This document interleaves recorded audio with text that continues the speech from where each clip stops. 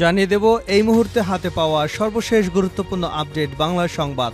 ভারত পালাতে বড়লেখা জুড়ি সীমান্তে নানকের আত্মগোপনের গুঞ্জন। আওয়ামী লীগের সভাপতিমণ্ডলীর সদস্য সাবেক মন্ত্রী জাহাঙ্গীর কবির নানক ভারতে পালিয়ে যেতে মৌলভীবাজারের বড়লেখা ও জুড়ি সীমান্তে আত্মগোপন করেছেন বলে বিভিন্ন মহলে গুঞ্জন চলছে। এমনকি তিনি সীমান্তে আটক হয়েছেন বলেও খবর ছড়িয়ে পড়েছে। প্রিয় দর্শক, তাহলে কি শেষ পর্যন্ত বিডিআর হত্যাকাণ্ডের অন্যতম মূল নায়ক জাহাঙ্গীর কবির নানক ধরা পড়লেন? জানাবো বিস্তারিত, সঙ্গে থাকুন। এবারে জানাবো ঢাকায় বিএনপির গণসমাবেশ মঙ্গলবার। আন্তর্জাতিক গণতন্ত্র দিবস উপলক্ষে মঙ্গলবার রাজধানীতে গণসমাবেশ করবে বিএনপি। নয়াপল্টনে দলের কেন্দ্রীয় কার্যালয়ের সামনে দুপুর 2:30টায় এ সমাবেশ শুরু হবার কথা রয়েছে। বিএনপির মহাসচিব মির্জা ফখরুল ইসলাম আলমগীরের সভাপতিত্বে এতে প্রধান অতিথি থাকবেন দলের ভারপ্রাপ্ত চেয়ারম্যান তারেক রহমান। সমাবেশে তিনি লন্ডন থেকে ভার্চুয়ালি সংযুক্ত হয়ে দেশ পুনর্গঠনে বার্তা দেবেন বলে জানিয়েছেন বিএনপি নেতারা। এছাড়া দলের নেতাকর্মীদের জন্যও নির্দেশনা থাকবে সমাবেশ থেকে। জানাবো জল্পনা কল্পনার অবসান ঘটালেন আইন উপদেষ্টা আসিফ নজরুল। মিডিয়াতে নিজের অনুপস্থিতির ব্যাখ্যা দিলেন অন্তর্বর্তী সরকারের আইন উপদেষ্টা অধ্যাপক আসিফ নজরুল। ভিডিওতে আসিফ নজরুল বলেন, আমি বিভিন্নভাবে জানতে পারলাম যে আমি কেন মিডিয়াতে অনুপস্থিত। এটি নিয়ে সোশ্যাল মিডিয়াতে বিশেষ করে বিভিন্ন জল্পনা কল্পনা হচ্ছে। কেউ কেউ এ ধরনের আজগুবি কথা বলছেন আমি নাকি বিদেশে চলে যাচ্ছি। প্রিয় দর্শক, অবশেষে তিনি মিডিয়া এসে তার সকল পরিকল্পনার কথা মিডিয়ার সামনে না আসার পেছনের কাহিনী তুলে ধরেছেন। এবারে থাকছে পুলিশ ও বিশেষজ্ঞদের যানজটের সমাধান খুঁজতে বললেন ডক্টর মোহাম্মদ ইউনূস। রাজধানীতে যানজট সমস্যার সমাধানে পুলিশ ও বুয়েট বিশেষজ্ঞদের নির্দেশনা দিয়েছেন প্রধান উপদেষ্টা ডক্টর মোহাম্মদ ইউনূস। সোমবার রাষ্ট্রীয় অতিথি ভবন যমুনায় ঊর্ধ্বতন পুলিশ কর্মকর্তা ও বাংলাদেশ প্রকৌশল বিশ্ববিদ্যালয়ের বিশেষজ্ঞদের সঙ্গে এক বৈঠকে তিনি এমন নির্দেশনা দিয়েছেন। এদিকে বাংলাদেশ ও পাকিস্তান সম্পর্কের নতুন সূচনার ইঙ্গিত। জাতিসংঘ সাধারণ পরিষদের অধিবেশনে যোগ দিতে আগামী 22শে সেপ্টেম্বর নিউ ইয়র্ক যাবেন অন্তর্বর্তী সরকারের প্রধান উপদেষ্টা ডক্টর মোহাম্মদ ইউনূস। আর এই সফরে তার সঙ্গে পাকিস্তানের প্রধানমন্ত্রী শাহবাজ শরীফের বৈঠক হতে পারে বলে জানা গেছে। পাকিস্তানি গণমাধ্যম এক্সপ্রেস ট্রিবিউনের প্রতিবেদনে এমনটাই বলা হয়েছে। এবং সর্বশেষ জানাবো আন্তর্জাতিক সংবাদ। ফিলিস্তিনের মতো আকাশ থেকে লেবাননে লিফলেট ফেলল ইসরায়েল। ফিলিস্তিনে বিমান হামলা চালানোর আগে প্রায় আকাশ থেকে লিফলেট ফেলত ইসরায়েল। এবারও একই কায়দায় লেবাননের আকাশ থেকে দেশটিতে লিফলেট ফেলছে তেল আবিব। রোববার লেবাননের সীমান্তবর্তী একটি গ্রামে ওই লিফলেট ফেলা হয়। তবে ইসরায়েলের সেনাবাহিনীর বার্তা সংস্থা এএফপিকে বলেছে অনুমতি ছাড়াই একটি ব্রিগেড এমন পদক্ষেপ নিয়েছে। এতক্ষণ শিরোনাম শুনছিলেন, এবার বিস্তারিত। প্রিয় দর্শক, আপনি যদি এই চ্যানেলে নতুন হয়ে থাকেন, ভিডিওটি দেখতে দেখতে চ্যানেলটি সাবস্ক্রাইব করে আমাদের সঙ্গেই থাকুন। আর এই ভিডিও সম্পর্কে আপনি আপনার মূল্যবান মতামতটি কমেন্ট বক্সে জানিয়ে দিন। আর হ্যাঁ প্রিয় দর্শক, জানিয়ে দিন ভিডিওটি কোথা থেকে দেখছেন। ভারত পালাতে বড়লেখা জুড়ি সীমান্তে নানকের আত্মগোপনের গুঞ্জন। আওয়ামী লীগের সভাপতিমণ্ডলীর সদস্য সাবেক মন্ত্রী জাহাঙ্গীর কবির নানক ভারতে পালিয়ে যেতে মৌলভীবাজারের বড়লেখা ও জুড়ি সীমান্তে আত্মগোপন করেছেন বলে বিভিন্ন মহলে গুঞ্জন চলছে। এমনকি তিনি সীমান্তে আটক হয়েছেন বলেও গুজব ছড়িয়ে পড়েছে। তবে সোমবার সন্ধ্যায় এই রিপোর্ট হাতে আসা পর্যন্ত বিজিবি, পুলিশ কিংবা দায়িত্বশীল কোনো সূত্র থেকে নিশ্চিত তথ্য পাওয়া যায়নি।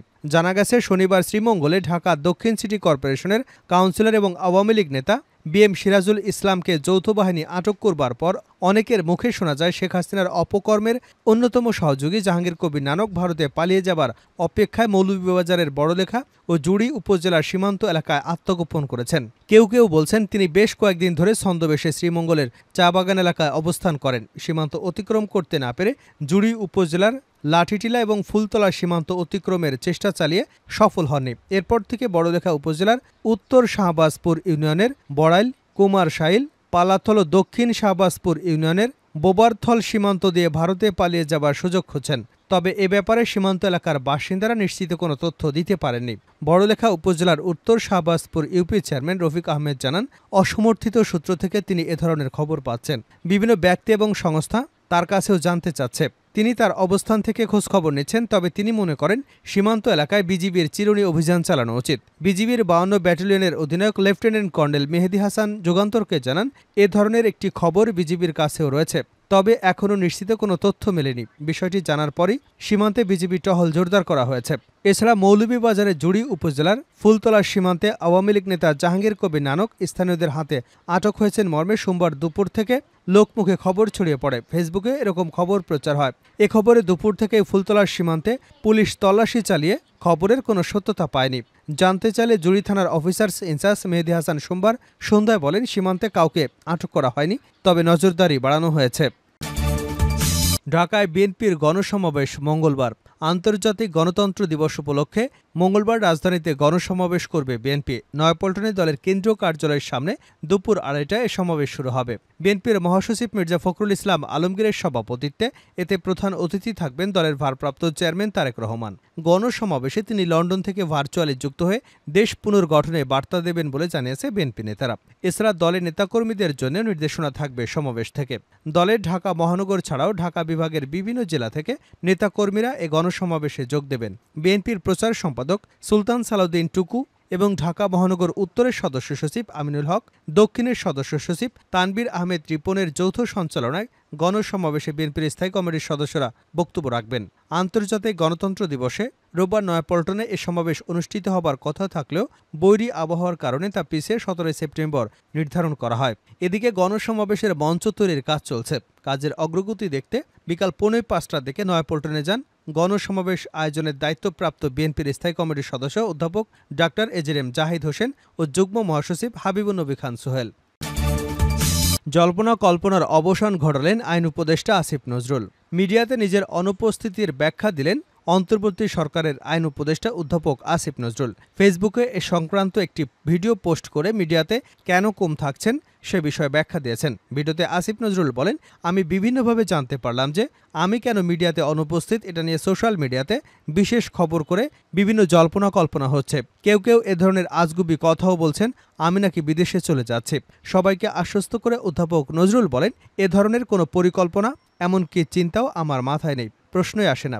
আমি মনে করি এ ধরনের গুজব, গুঞ্জন এবং আজগুবি বিভিন্ন তথ্য যারা ছড়াচ্ছেন, এটা আজকে ছাত্র জনতা যে ঐতিহাসিক জুলাই বিপ্লবের মাধ্যমে জনগণের কাছে যে প্রত্যাশা সৃষ্টি হয়েছে সেটাকে বিভ্রান্ত করবার এবং জনমনে অহেতুক প্রশ্ন সৃষ্টি করবার একটা অসৎ উদ্দেশ্যে করা হচ্ছে। কাউকে বিভ্রান্ত না হবার অনুরোধ জানিয়ে আসিফ নজরুল বলেন, আমি কয়েকদিন আগেও পত্রিকায় ইন্টারভিউ দিয়েছি, তবে এটা ঠিক আমি মিডিয়াতে একটু কম আসছি, কারণ আমার অনেক কাজ এবং আমার মনে হয়েছে যদি আমার কার্যক্রমে কোনো অগ্রগতি হয় তবে সেটা আমি জানাবো। এখন তিনি আর টকশোর মানুষ না উল্লেখ করে আসিফ নজরুল তার দায়িত্বে থাকা প্রবাসী কল্যাণ মন্ত্রণালয় এবং আইন মন্ত্রণালয় দুক্ষেত্রে অগ্রগতি হচ্ছে বলে জানিয়েছেন। একই সাথে অল্প কিছুদিনের মধ্যে অগ্রগতি সম্পর্কে জানানো হবে বলেও ভিডিওতে উল্লেখ করেন অধ্যাপক আসিফ নজরুল।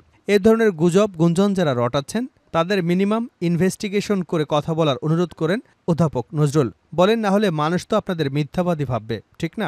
এগুলো করা উচিত নয়। একটা নতুন বাংলাদেশ গড়ার জন্য, রাষ্ট্র সংস্কার করার জন্য আপনারা বরং পজিটিভলি আমাদেরকে সাজেস্ট করবেন, ভুল হলে বলবেন।